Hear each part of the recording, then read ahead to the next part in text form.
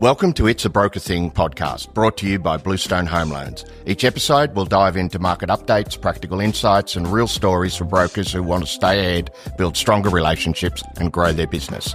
Let's dive in. ATO debt can have the potential to unravel a deal, but brokers who know how to handle it are turning these challenges into a competitive advantage. On this episode, we'll chat about opportunities for brokers and where they may be missing out, and actionable takeaways to help your clients navigate ATO debt. Joining me again for the conversation is Michael Moon, Director at Tax Assure. Michael, welcome back to It's a Broker Thing. Thanks for having me again. Mate, in the last episode, let's just do a really quick recap. We looked at, we touched briefly on the potential impact of the federal budget. We spoke about the debt mountain at the ATO. We did. You educated me on a new term, the four horsemen. Yeah, and why it's important for brokers to understand this. Yep. What just briefly, your key takeouts? Yeah, look, I think that's the thing. I think we talked a lot about misconceptions, and one of the key ones for me was around the fact that funding businesses with ATO debt is too hard. So a lot of businesses walk away. They leave money on the table for another broker to pick up and to take that client from them. Yes, you're right. We talked about the debt mountain and how we got there, but most importantly, what the ATO is doing around collecting that debt and getting businesses compliant again, and why that's important for brokers to understand, because if they don't, they can very quickly derail a deal that the broker might be doing. I think the main thing that we picked up on was the opportunity. There is a massive opportunity. There's 56, 54, 56, depending which statistic you use. We believe it's in excess of $60 billion that needs funding. More businesses need funding to get over their personal ATO debt mountain, because they can't do it out of cash flow. So those businesses that are thriving, and when I'm saying the broker businesses that are thriving, are the ones that are taking this on. It's interesting. I was at a talk recently, and somebody said, "Is AI going to take over from brokers?" And they said, "No, AI won't take over from brokers, but what will is brokers who embrace AI will take over from brokers that don't." And I kind of use that as a bit of an analogy here to say those brokers that are comfortable in this space with ATO debt, and not only not walk away from it, but actively chase and target and help businesses that have ATO debt, they will be far more successful than the ones that don't do that. And so I think those were the key messages really around there's an opportunity, and the opportunity is north of $60 billion. And there's a risk if you ignore the ATO, because we talked about the four horsemen of the apocalypse: credit reporting, director penalty notices, garnishee notices, and winding up of companies, all of which can either blow a deal up or make a business impossible to fund. Or we're talking a lot about new business, but a lot of our brokers have had clients for many, many years, and it's a way to protect their existing clients as well, and the funding that's associated with that, because if the client gets in trouble with the ATO, they can disappear. And so knowing how to engage and knowing what to do around this is critical. And I think one of those things it's a non-optional thing for brokers now. Yeah, I was recently in a session with Warren Hogan, who used the analogy with AI that those that embrace it and use it will get to control it.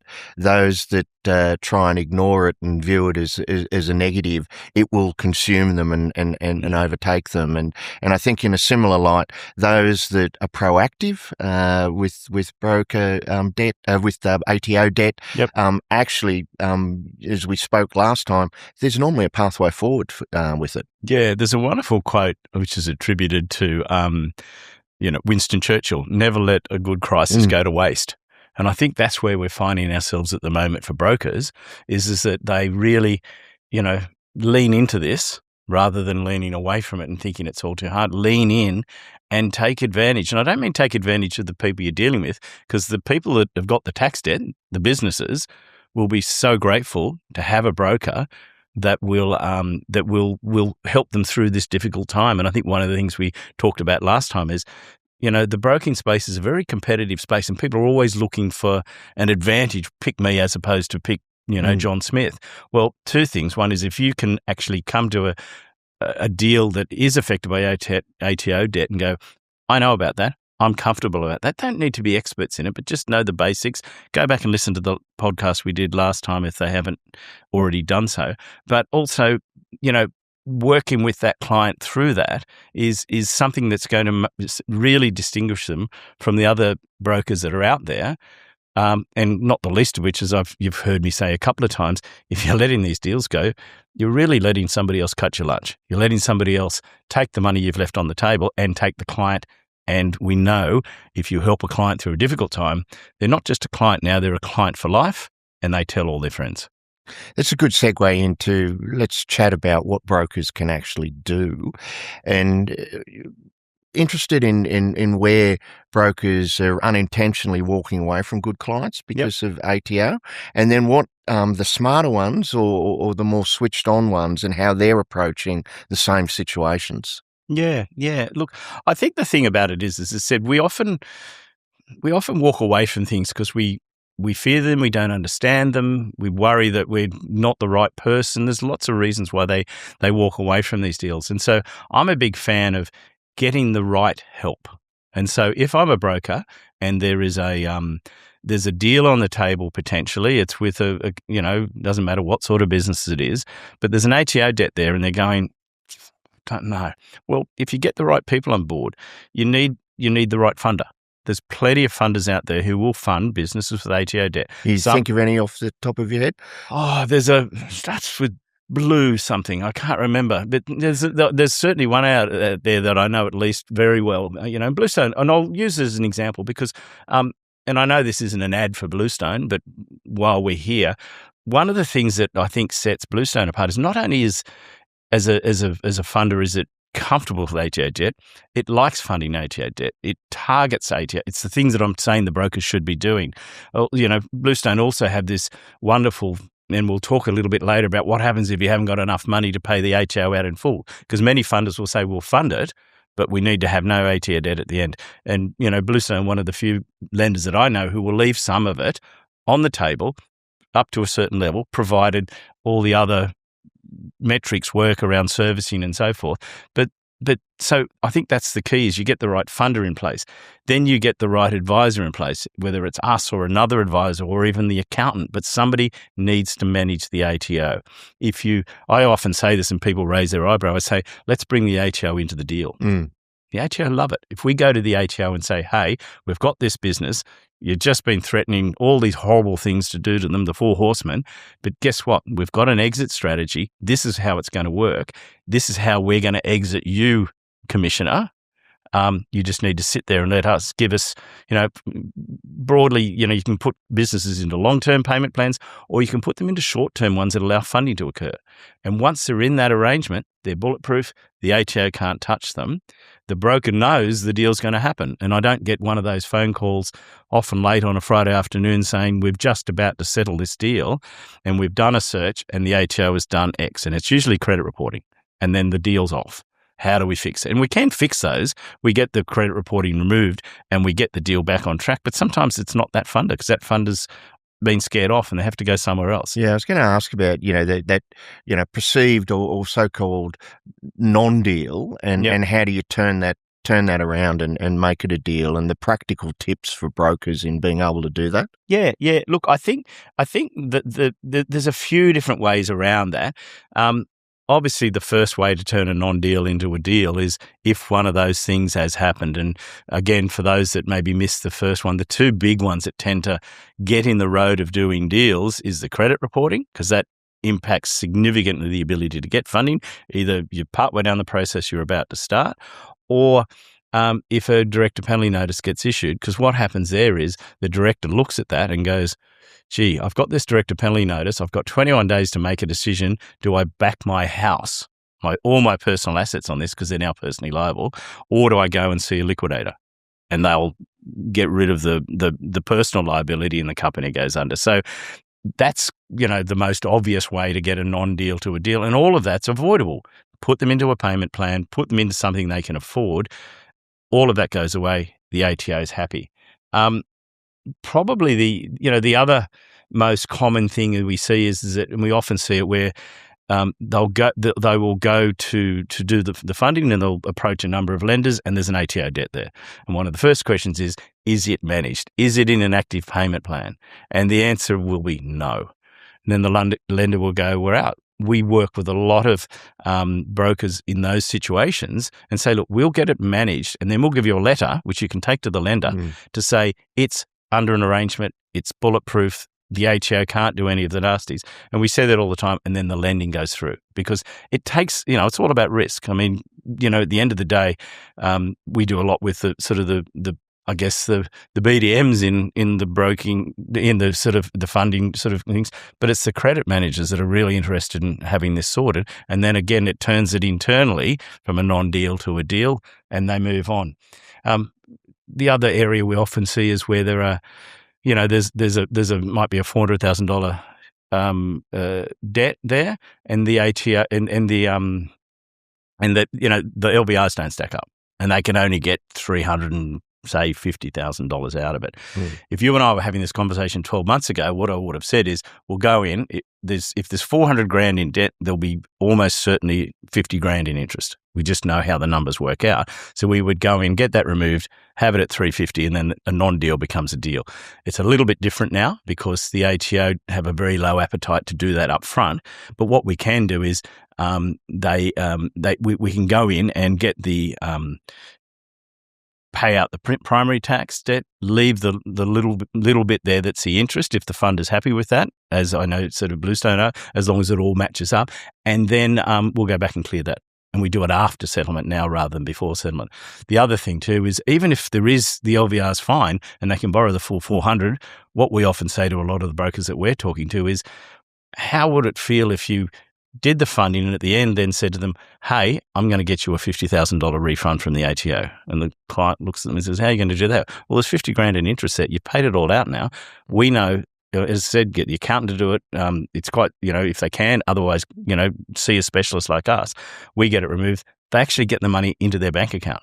So massive value add from what the broker has done for that client. And again, we're talking about creating sticky clients and good client relationships. Then, that's an amazing way to sort of achieve that. So, the other thing too, often we will get a lot of referrals where they go, I can't do the lend now because of the tax debt. So we'll renovate the client for them and then send it back to them and say, now see if you can do the deal. So there's lots of different ways to do that. And I think you said in the last podcast that you have a 97% success rate of getting an outcome for the customer. Yeah. The interest piece I'm fascinated in. What percentage do you have to fall back on that interest piece in those success rates? Yeah, look, and it's funny too, you're right, I did mention 97% of the clients that we see. The 3% that we can't fix, we actually don't take them on as a client, but we'll help them to find. You recognise that up front. We do a deep dive. You need to take a different path. Yeah, and they're generally it's generally for one reason only: they can't pay it back in the time frame the ATO can agree on. Right. So everything. But if we take them on, we're at 100% on solving that part of it. In terms of the interest remission, look, it's a bit tricky at the moment. Again, if we were having this conversation even 18 months ago, it was a similar number. At the moment, the ATO have changed dramatically their attitude to the remission of interest and penalties.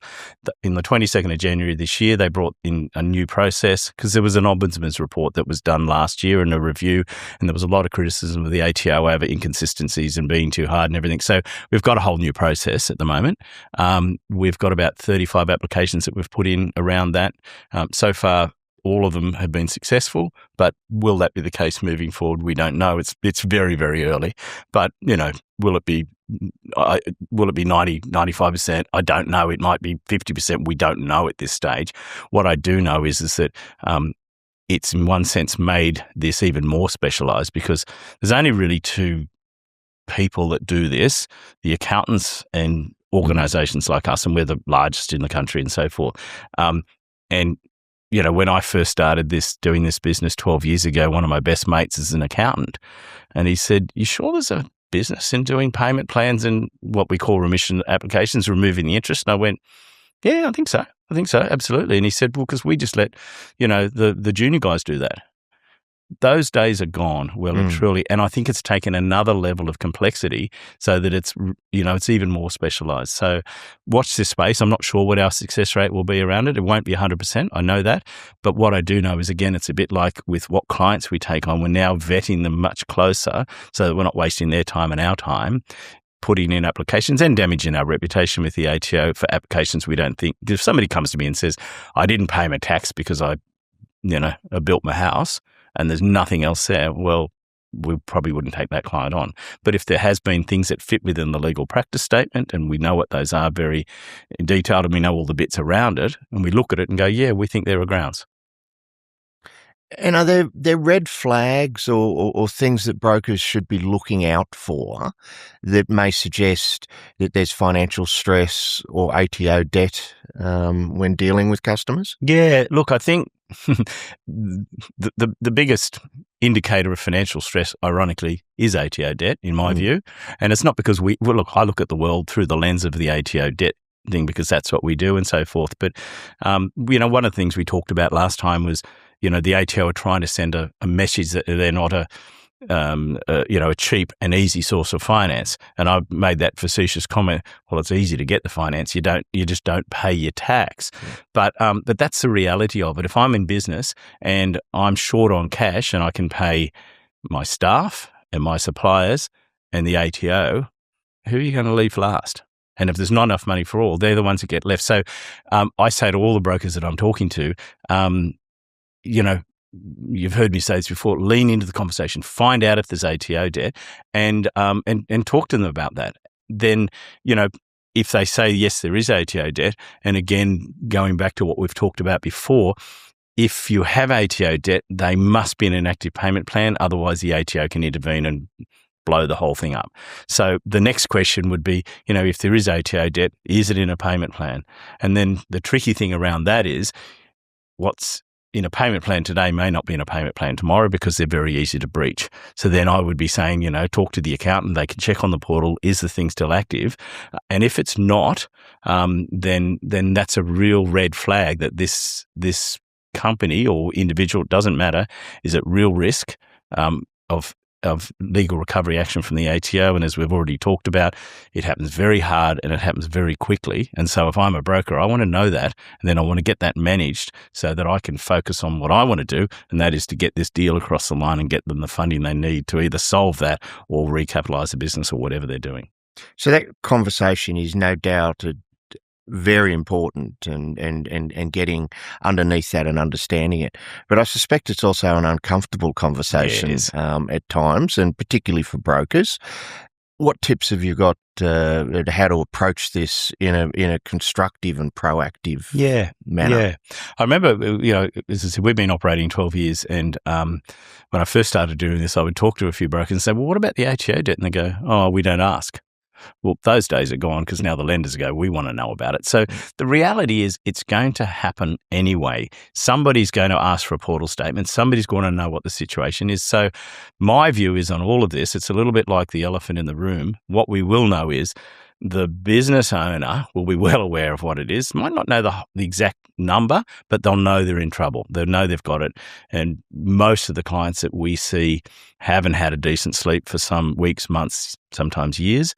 So I think as a broker, get comfortable with the idea of it. It's not a dirty word. I mean, it's a little bit like, there used to be, when debtor funding first came into Australia, it was seen as only businesses that were in trouble were using it. And now that's gone out the window, and the UK experience has shown us it's just a legitimate type of funding for a business. And once we changed the narrative around it, insolvencies became a dirty word until we had all these dramas coming out of COVID, and a lot of businesses went under, and it was okay to be a director of a company that went under because many did.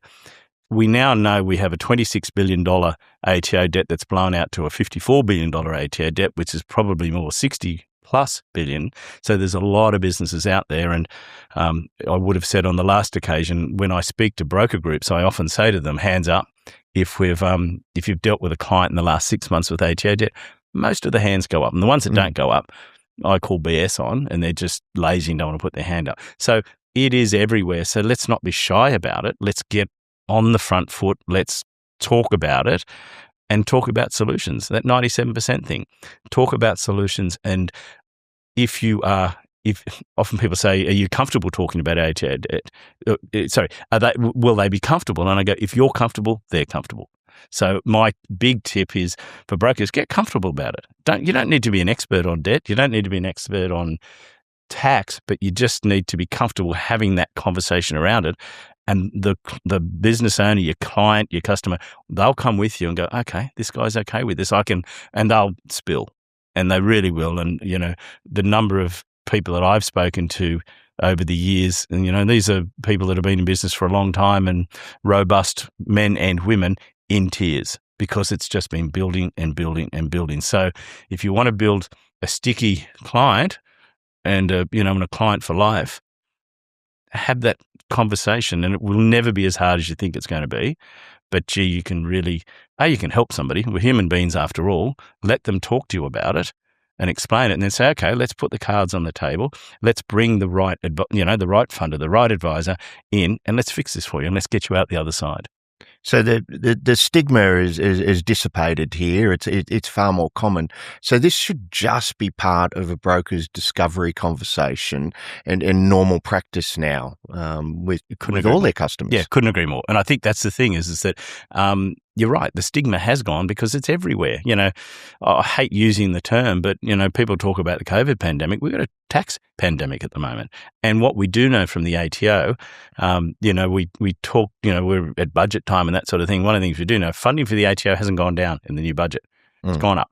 So this is not going to change. Everything that's coming out of the ATO is saying we're part of the way down there, but we've got a way to go to bring this ATO debt mountain under control. There was also a comment by one of the deputy commissioners that said, we expect the funders out there to get over this idea we don't fund people with ATO debt and start funding these businesses if it's an appropriate deal. So I think there'll be there's pressure coming from the ATO saying we don't want to be the funder. We want the private sector to take over and actually fund these debts. And that's partially the reasoning behind the fact that not only do they charge, fairly hefty rate, 10.96% compounding daily, but they then in July last year said, and now it's no longer tax deductible. So go and get your funding from a private lender that will be tax deductible. We want out. We're not I remember being told by the head of the tax debt section 10 years ago, we're not a funder by choice with Australian businesses. We don't want to be in business with businesses as a funder. We want to be a tax collector, and that's it. Yeah. So if businesses or brokers do have an issue here and want to get in touch with yourself and Tax Assure, how do they go about it, and how do the arrangements look? Yeah, look, really, really simple. I mean, our details, we've got a website, we've got a YouTube channel, there's plenty of content around who we are and what we do. So yeah, just get in touch. We try to keep the process as simple as possible. So if you're a broker and if you're not sure, give us a call. We're a bit weird. We like talking about tax debt. We'll tell you whether we can help or not. If we can, and almost always we can, it's only that 3% we can't, then it'll be a simple case of an introduction. And then we will do a review of the customer's position with the ATO. We'll come back with a report that says this is where you're at. This is what we recommend, and these are the costs. We don't charge to do any of that because that's our due diligence. If the broker wants, we will pay a referral fee for that as well, and then we just get on with it. And the reason we do all that work up front is almost every client we speak to go, oh, how do we get started? So I don't have to think about this anymore. Fees are never an issue. We charge a fixed fee to stop the recovery action and get the debt under control, if I can put it that way, and protect the director and protect the business and the owners from the legal recovery action. Everyone knows that up front. And in terms of the removal of the interest and penalties, that's on a success fee. So if we get nothing back, costs them nothing, and we all share in the benefit. So brokers, there's a $60 billion issue, which is really a $60 billion opportunity out there. And my question is, how are you going to help customers in this particular space? Michael, Thank you again for joining us on It's a Broker Thing. I know the brokers in our audience will have loved your expertise and your insights there, and it's always a pleasure to catch up. Thanks, Tony. Thanks for having me. And thank you for tuning in again. Make sure you subscribe and stay connected for more insights and information. And we look forward to seeing you again on the next episode of It's a Broker Thing. That's a wrap of this episode of It's a Broker Thing, brought to you by Bluestone Home Loans. We love sharing ideas that help you stay ahead because backing brokers, well, it's a Bluestone thing. Hit subscribe and join us next time for more insights and stories that keep you in the know. This podcast is for general education only and isn't financial, legal or tax advice. Guest views are their own. Bluestone accepts no liability for errors or how you use this information.